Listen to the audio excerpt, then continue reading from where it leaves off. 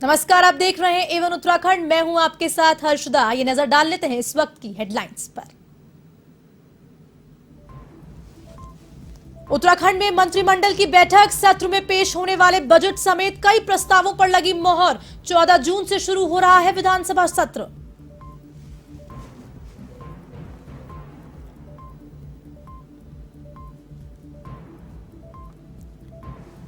देहरादून में SDG goalkeeper award समारोह का आयोजन। सीएम धामी ने 27 लोगों और संस्थाओं को किया सम्मानित। कहा, उत्तराखंड के विकास के लिए करते रहें ऐसे कार्य।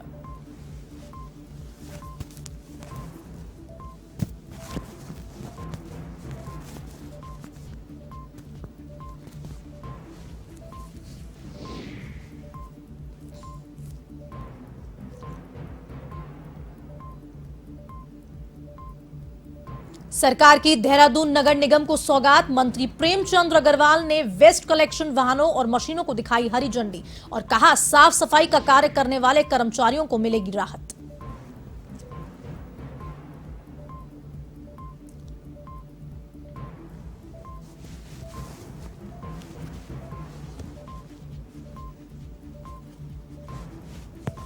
देहरादून में रणजी ट्रॉफी का क्वार्टर फाइनल मैच। मुंबई ने उत्तराखंड को हराया तो उत्तराखंड के खिलाड़ियों ने लगाए सरकार पर मानसिक उत्पीड़न के आरोप।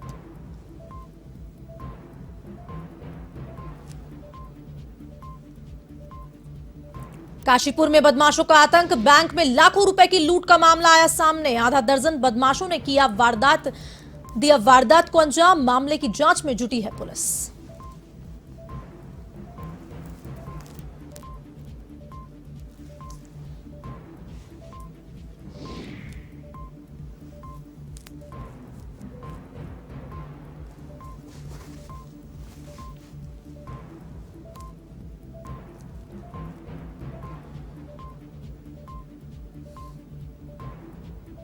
अब खबरें विस्तार से। मुख्यमंत्री पुष्कर सिंह धामी की अध्यक्षता में राज्य सचिवालय में प्रदेश मंत्रिमंडल की बैठक हुई। बैठक में आगामी 14 जून से हो रहे विधानसभा सत्र में पेश होने वाले बजट समेत कई अन्य प्रस्तावों पर मोहर लगी है। आपको बता दें कि मार्च महीने में प्रदेश सरकार विधानसभा में लेखानुदान लाई थी। अब सरकार को जारी वित्तीय वर्ष के लिए पूर्ण बजट लाना है। वित्त विभाग के मुताबिक वित्तीय वर्ष के शेष 8 महीनों के लिए सरकार 41,000 करोड़ से अधिक की धनराशि का प्रावधान कर सकती है और वहीं लेखानुदान में सरकार ने 62,086 करोड़ रुपए से अधिक के बजटीय अनुमान में से 21,116 करोड़ से अधिक की धनराशि 4 महीने के लिए स्वीकृत की थी।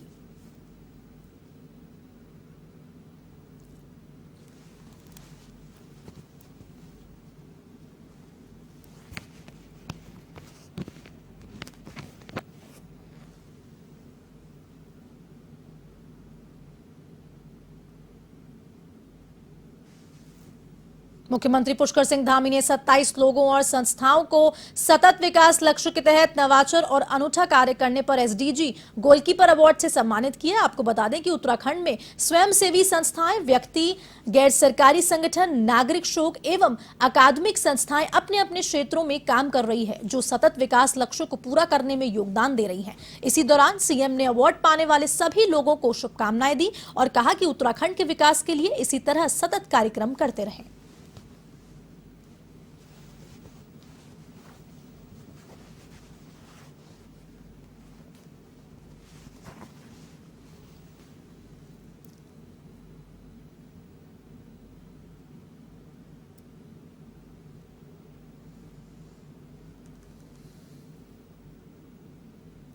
और बहुत सारे ऐसे महानुभाव हैं जिन्होंने अपने अपने क्षेत्रों में कुछ विशिष्ट कार्य किए हैं। तो सतत विकास लक्ष्य को प्राप्त करने में जो लगातार अपना योगदान दे रहे हैं, उन सभी को हम सम्मानित करेंगे और उन सभी को जो हमारा माननीय प्रधानमंत्री नरेंद्र मोदी जी का आत्मनिर्भर भारत है, आत्मनिर्भर भारत की कल्पना को साकार करने में जो भी लोग अपना योगदान दे रहे हैं, उन सभी को सम्मानित करेंगे। आज हमने उनको सम्मानित किया है, उनका प्रोत्साहन किया है और हम अपेक्षा करते हैं कि सभी लोग आगे आएँ और सब लोग और हमारी सरकार भी लगातार इस दिशा में काम कर रही है कि ऐसे लोगों को साथ में लेकर सतत विकास के लक्ष्यों को विभिन्न क्षेत्रों में प्राप्त किया जाए। ये पहली बार हमने शुरुआत की है और ये हर साल किया जाएगा और हर साल नए नए ऑर्गेनाइजेशंस और लोग जो कार्य कर रहे हैं सबको प्रेरित करने का कार्य किया जाएगा। उद्देश्य क्या है? उद्देश्य ये है कि हमारा जो बेसिकली गोल्स का जो पर्पस है, दो पर्पस है। एक तो ये कि हम जो कार्य कर रहे हैं उसका आउटकम क्या है, कितना फ़ायदा लोगों तक पहुंचा। दूसरा पर्पस है हम जो प्लान बना रहे हैं वो प्लान कैसा हो। तो दोनों पर्पस है। दोनों पर्पस के फुलफिलमेंट के लिए जो लोग काम कर रहे हैं उसको हम प्रेरित करें, ताकि हमारा जो कार्य योजनाएँ जो बन रही है वो और अच्छी बने, हम जो इम्प्लीमेंट कर रहे हैं कार्य योजनाओं को और अच्छी तरह से इम्प्लीमेंट हो।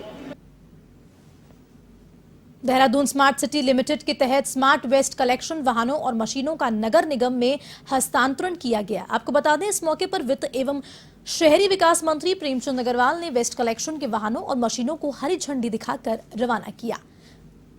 प्रेमचंद अग्रवाल ने कहा कि एक कदम स्वच्छता की ओर कार्यक्रम चल रहा है। इसी के अंतर्गत नगर निगम को वेस्ट कलेक्शन और मशीनों को दिया गया है, ताकि साफ सफाई का कार्य करने वाले कर्मचारियों को राहत मिल सके।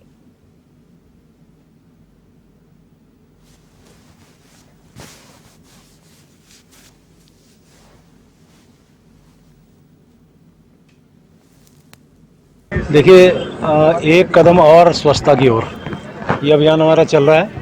और आप जानते हैं स्मार्ट सिटी के माध्यम से जिस प्रकार से हमारे यहाँ काम चल रहे हैं, उसमें एक कदम और बढ़ा के स्मार्ट सिटी जो प्रोजेक्ट है उसके माध्यम से नगर निगम देहरादून को आज 3 कॉन्ट्रैक्टर, 20 ई कार्ड और 12 हुपर टिपर्स देने का यहाँ काम हुआ है।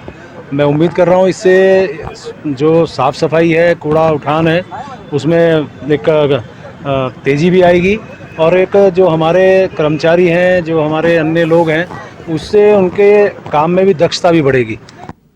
मुंबई में रणजी ट्रॉफी के क्वार्टर फाइनल में उत्तराखंड को 725 रनों से हराकर मात दी है। उत्तराखंड की इस वर्ल्ड रिकॉर्ड हार ने कई सवाल खड़े कर दिए हैं। ऐसे में मुख्यमंत्री पुष्कर सिंह धामी का कहना है कि राज्य सरकार नई खेल नीति के माध्यम से प्रतिभावान युवाओं को उचित मंच प्रदान करने का कार्य कर रही है, तो वहीं दूसरी ओर खिलाड़ियों ने कथित तौर पर प्रबंधन पर मानसिक उत्पीड़न के आरोप भी लगाए हैं। उत्तराखंड टीम के खिलाड़ी भूख से बेहाल और बेचैन थे, क्योंकि उन्हें दैनिक भत्ता नहीं मिला था, जिसके चलते उनसे कहा गया था कि वो स्विगी या फिर जोमेटो से अपने भोजन का इंतजाम कर लें। और साथ ही आपको ये जानकर हैरानी होगी कि इन खिलाड़ियों को दैनिक भत्ते के रूप में 100 रुपए रोजाना दिए जा रहे हैं। पूरे मामले पर खेल मंत्री रेखा आर्य ने कहा कि उनके खिलाड़ियों को अच्छा खाना नहीं मिला, ये जांच का विषय है।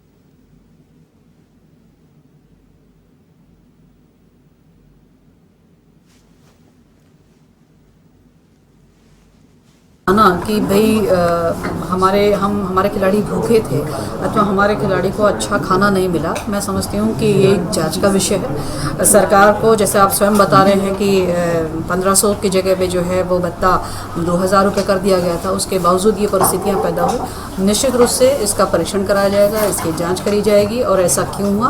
बाकी यदि रही बात खेल विभाग की, तो खेल विभाग लगातार एसोसिएशंस जो कार्यक्रम करते हुए, हाल ही में एक कार्यक्रम जो है महाराणा प्रताप स्पोर्ट्स कॉलेज में जो हमारा फील्ड है वहाँ पर क्रिकेट टूर्नामेंट हुआ। मैंने खुद ने 5 लाख की वहाँ पर घोषणा करी और साथ साथ में उनको अनुदान भी दिया। तो मैं समझती हूँ कि खेल विभाग तो लगातार खेल नीति को लाते हुए उसका अनुपालन लगातार कर रहे हैं। हम लोग हैं, हमने अभी लक्ष्य सेन को जो है 15 लाख की धनराशि माननीय मुख्यमंत्री कर कमलों में उनके मनोबल को बढ़ाने और साथ साथ में पुरस्कार देने और सम्मान देने के दृष्टिकोण से दिया है। तो हमारी ओर से हम ऐसी कोई कमी नहीं रखना चाहते हैं कि जिससे खिलाड़ी का खेल प्रभावित हो। प्रदेश के पूर्व मुख्यमंत्री एवं पौड़ी लोकसभा क्षेत्र के सांसद तीरथ सिंह रावत रामनगर दौरे पर रहे, जहां उन्होंने पत्रकार वार्ता में केंद्र सरकार के 8 साल के सफल कार्यकाल का बखान करते हुए कहा कि देश के प्रधानमंत्री नरेंद्र मोदी के विकास कार्यों को जनता ने अपना समर्थन दिया है। उन्होंने ये भी कहा कि आज केंद्र सरकार द्वारा देश के विकास को लेकर जहां एक और कई काम किए जा रहे हैं, तो वहीं जनता के लिए भी विभिन्न कल्याणकारी योजनाएं शुरू की गई हैं। उन्होंने उत्तराखंड के मुख्यमंत्री पुष्कर सिंह धामी की भी तारीफ करते हुए कहा कि प्रदेश की जनता ने सरकार पर विश्वास जताते हुए दोबारा प्रदेश में पूर्ण बहुमत के साथ सरकार बनाई है।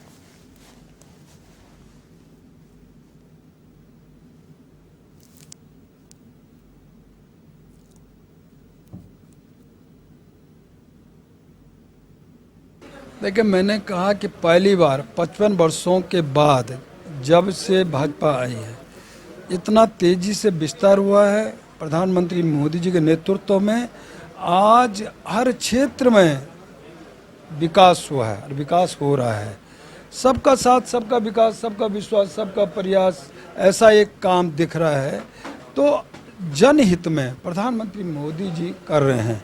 और मैं कहूँ, चाहे वो आपकी सड़कों से लेकर हो, रेलवे कनेक्टिविटी से लेकर के हो, चाहे पानी से लेकर हो, चाहे वो शौचालय से लेकर हो, चाहे वो बिजली से लेकर हो। आपका बिजली की यदि बात करूँ तो जो गांव आपके बरसों बरसों से बसे हुए थे आगे मोनका इधर की तरफ, तो वो बिजली तक नहीं लगा सकते थे, पानी नहीं जा सकता था, कुछ भी नहीं कर सकते थे। एक बार इस तरह की उजाड़ने की स्थिति में हो गए थे। मैंने पार्लियामेंट के अंदर जब विषय लिया कि ये सब स्थिति, तो उनके यहाँ पानी भी जाना शुरू हुआ, बिजली भी लगना शुरू हुआ। विश्व हिंदू परिषद की केंद्रीय मार्गदर्शक मंडल की बैठक 11 और 12 जून को हरिद्वार में आयोजित होने जा रही है। आपको बता दें, ये बैठक विश्व हिंदू परिषद द्वारा हर वर्ष संतों के मार्गदर्शन में की जाती है। फिलहाल ज्ञानवापी, कुतुब मीनार और ताजमहल पर उठे विवाद के बीच होने वाली बैठक को महत्वपूर्ण माना जा रहा है, जिसमें देश भर से 300 से अधिक संत और महात्मा शामिल होंगे।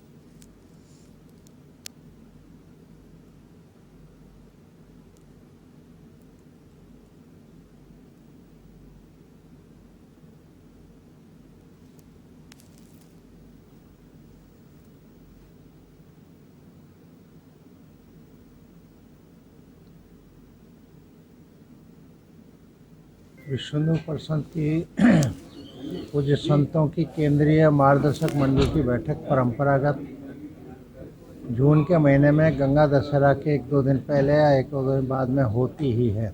हर प्रांत के पूज्य संत आते हैं, चिंतन मनन होता है, आगे के 6 महीने का विचार, क्या क्या विषय समाज के लिए आवश्यक हैं उनका विचार होता है। इस समय जो हमारे लंबे समय से विषय धर्मांतरण रोकना, परिवार में संस्कार कैसे पुनः स्थापित हों, इसलिए कुटुंब प्रबोधन, समाज में ऊंच नीच, छुआछूत, जातिभेद, भाषा भेद का अंतर खत्म हो, तमाम प्रकार के विषय इनको लेकर के विचार होगा। फिर उसमें से जो भी संत निष्कर्ष निकाल के निर्णय देंगे, वो सब फिर निर्णय समाज में पहुंचाने का काम संगठन का रहता है। होने जा रही बैठक जो केंद्रीय मार्गदर्शक मंडल विश्व हिंदू परिषद का, तो कल की बैठक में, क्योंकि हिंदू समाज, सनातन समाज, विश्व हिंदू परिषद हमेशा संतों के निर्देशानुसार मार्गदर्शन में कार्य करता चला आ रहा है, उसी विचारधारा से यह प्रतिवर्ष होने वाला एक बैठक है। और 11 और 12 तारीख में जो केंद्रीय मार्गदर्शक मंडल की बैठक हो रही है, उसमें वर्ष की आगामी योजनाएं तय होंगी, जिसके मार्गदर्शन में, संतों के मार्गदर्शन में, संतों के निर्देश पर विश्व हिंदू परिषद 1 वर्ष कार्य करेगा। रुक करेंगे अब अगली खबर की ओर। उत्तराखंड के जसपुर कोतवाली परिसर में अमन शांति को लेकर नायब तहसीलदार की अध्यक्षता में बैठक आयोजित की गई। इस दौरान कोतवाल धीरेन्द्र कुमार ने नागरिकों से क्षेत्र में अमन शांति कायम रखने और भाईचारा बनाए रखने की अपील भी की। आपको बता दें कि जानकारी के मुताबिक नुपुर शर्मा द्वारा की गई टिप्पणी के विरोध में जसपुर शहर में मुस्लिम समुदाय के लोग बिना परमिशन जुलूस निकालकर विरोध प्रदर्शन करना चाहते थे, लेकिन जिसको लेकर कोतवाल ने चेतावनी देते हुए कहा कि अगर बिना परमिशन के जुलूस निकालने की कोशिश भी की गई तो सख्त कार्रवाई की जाएगी। विष्णु द्वारा जो है एक आम मीटिंग या शांति मीटिंग कह लीजिए बुलाई गई थी, जिसमें जसपुर क्षेत्र के जितने भी मस्जिद मदरसे के कमेटी हैं या इमाम हैं या जो शहर के जिम्मेदार लोग हैं, उन्हें यहाँ इकट्ठा किया गया और उन्हें ये मैसेज दिया गया कि जो एक नुपुर शर्मा को लेके विवाद चल रहा है, जिसे लेके एक आक्रोश है लोगों में, उससे हमें ये सूचना मिली है कि कल 10 तारीख में कोई जुलूस निकाला जा सकता है, जिससे शहर की पूरा शांति व्यवस्था खराब हो सकती है। उत्तराखंड संभागीय परिवहन निगम की ओर से 11 जून को वाहनों की नीलामी की जा रही है, जिसके को लेकर आरटीओ सुनील शर्मा ने बताया कि इसके लिए बकायदा सभी तरह की तैयारियां कर चुके हैं और आरटीओ कार्यालय में जो वाहन खड़े हैं उन सभी के विषय में सब गाड़ियों की जानकारी के लिए नोटिस चस्पा कर दिया गया है। ये नीलामी 11 जून को सुबह देहरादून आरटीओ कार्यालय में शुरू होगी और इसके लिए जो भी निर्धारित दिशा निर्देश हैं उसी के अनुरूप ये नीलामी की जाएगी। वहीं इस नीलामी के बाद 21 दिन का समय और दिया जाएगा।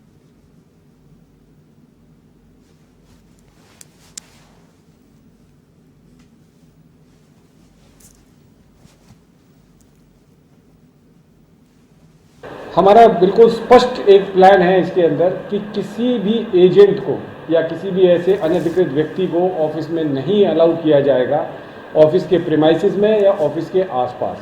उसके लिए हमारे द्वारा ये सुनिश्चित किया गया है कि 2 PRD जवान हर वक्त ऑफिस के आसपास घूमेंगे और ये सुनिश्चित करेंगे कि कोई भी अनधिकृत व्यक्ति घूमता हुआ ना पाया जाए।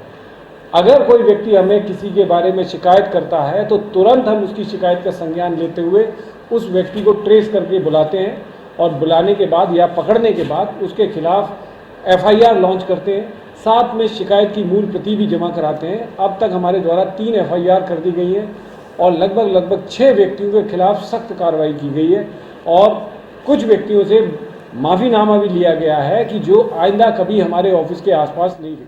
उत्तराखंड के दिनेशपुर थाना पुलिस गदरपुर थाना क्षेत्रों में मिट्टी माफियाओं ने कानून व्यवस्था की धज्जियां उड़ा रखी है। मिट्टी माफियाओं की ओर से यहां उपजाऊ जमीन को काटकर अन्य स्थानों पर बेचा जा रहा है।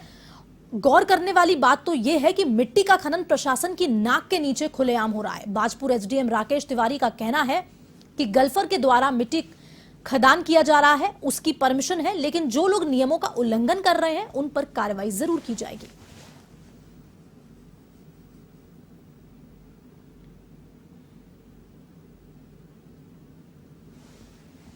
किसी को रात में चलाने की परमिशन है। गलपार जो NHI का वर्क चल रहा है हमारा बाईपास का, उसी में 24/7 की अनुमति है। अन्य को किसी प्रकार की अनुमति नहीं है। उसमें पुलिस को, प्रशासनिक जो हमारे तहसीलदार वगैरह उनको कार्रवाई करनी चाहिए।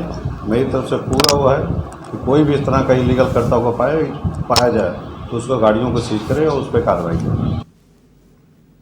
अब खबर उत्तराखंड के उधम सिंह नगर से है, जहां किच्छा कोतवाली क्षेत्र में स्वास्थ्य विभाग की लापरवाही के चलते झोला झाप डॉक्टर्स खुलेआम मरीजों के जीवन के साथ खिलवाड़ करते नजर आ रहे हैं। बिना डिग्री और स्वास्थ्य विभाग में रजिस्ट्रेशन के बिना ही झोला झाप डॉक्टर्स की ओर से अस्पताल खोलकर मरीजों के ऑपरेशन किए जा रहे हैं। ऐसा ही एक मामला वार्ड 19 में देखने को मिला।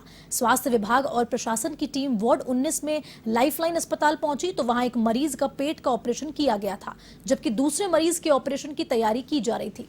मामले को गंभीरता से लेते हुए अपर मुख्य चिकित्सा अधिकारी डॉक्टर तपन शर्मा के नेतृत्व में प्रशासन की टीम ने दोनों मरीजों को CHC भेज दिया और साथ ही अस्पताल को भी सीज कर दिया।